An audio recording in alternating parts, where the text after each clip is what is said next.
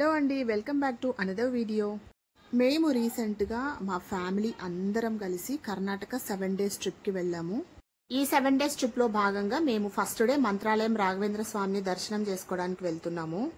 ఇది ఏపీ ఇంకా కర్ణాటక బార్డర్లో ఉంటుంది. కర్నూలుకి ఒక 100 kilometers దూరంలో అయితే ఉంటుంది. ఇక్కడికి వచ్చిన తర్వాత రూమ్ తీసుకొని ఫ్రెష్ అప్ అయ్యాం. రూమ్ దగ్గర నుంచి టెంపుల్కి రావడానికి ఒక 2 kilometers దూరం ఉంటుందంట. So up and down autos అయితే మాట్లాడుకున్నాం. ఇక్కడ టెంపుల్ ఎంట్రన్స్ నుండి కాకుండా టెంపుల్ బ్యాక్ సైడ్ తీసుకొచ్చారు ఆటో వాళ్ళు. ఇక్కడ నుంచి అయితే తొందరగా వెళ్ళొచ్చంట. ఇక్కడ దిగి మేము నడుచుకుంటూ వెళ్తున్నాం. జస్ట్ ఒక 5 minutes నడిస్తే చాలంట టెంపుల్ దగ్గరికి వెళ్ళిపోవచ్చు. ఈ దారి మొత్తం కూడా షాపింగ్ ఏరియాని. టెంపుల్ దర్శనం టైమింగ్స్ వచ్చేసి ఉదయం 6 నుంచి మధ్యాహ్నం 2 గంటలు, తర్వాత సాయంత్రం 4 నుంచి రాత్రి 9 గంటల వరకు ఫ్రీ దర్శనం ఉంటుంది. ఎలాంటి ప్రత్యేక దర్శనాలు ఉండవు. ఇక్కడ డ్రెస్ కోడ్ కూడా ఉంటుంది. ముఖ్యంగా స్వామిని దర్శనం చేసుకునే ముందు మగవాళ్ళైతే షర్టు బనియన్ తీసేయాలి. అలాగే లేడీస్ చీరలు లేదా సల్వార్ కమీజ్ లాంటి సాంప్రదాయ దుస్తులను ధరించాలి. పూజ్యాయ రాఘవేంద్రాయ సత్యధర్మరతాయ చ భజతాం కల్పవృక్షాయ నమతాం కామధేనువే. ఈ శ్లోకం శ్రీ రాఘవేంద్ర స్వామిని గౌరవంగా మరియు భక్తితో కీర్తించే ఒక సంప్రదాయం. దీని అర్థం శ్రీ రాఘవేంద్ర స్వామి అత్యంత పూజనీయుడు. ఆయన సత్యం మరియు ధర్మాన్ని ఆశ్రయించేవాడు. ఆయన కల్పవృక్షం మరియు కామధేనువు లాంటివాడు. ఆయనకు నా నమస్కారం.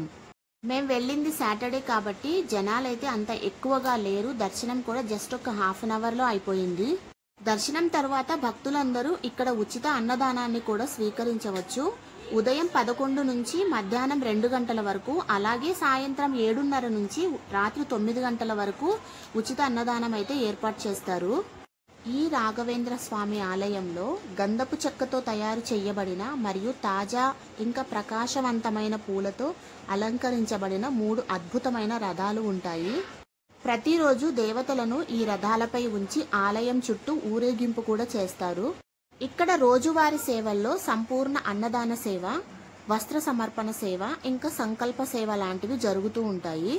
మా దర్శనం అయితే కంప్లీట్ అయింది కదా, సో బయటకు వచ్చాము. ఇక్కడ మెమరీ కోసం కొన్ని ఫొటోస్ కూడా తీసుకున్నాం.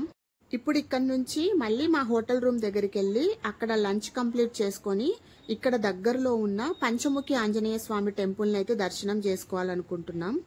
ఈ కర్ణాటక ట్రిప్లో మేము చాలా మంచి మంచి టెంపుల్స్ని అయితే దర్శనం చేసుకున్నాం. ప్రతి ఒక్క దాని గురించి కూడా నేను షేర్ చేసుకుంటాను.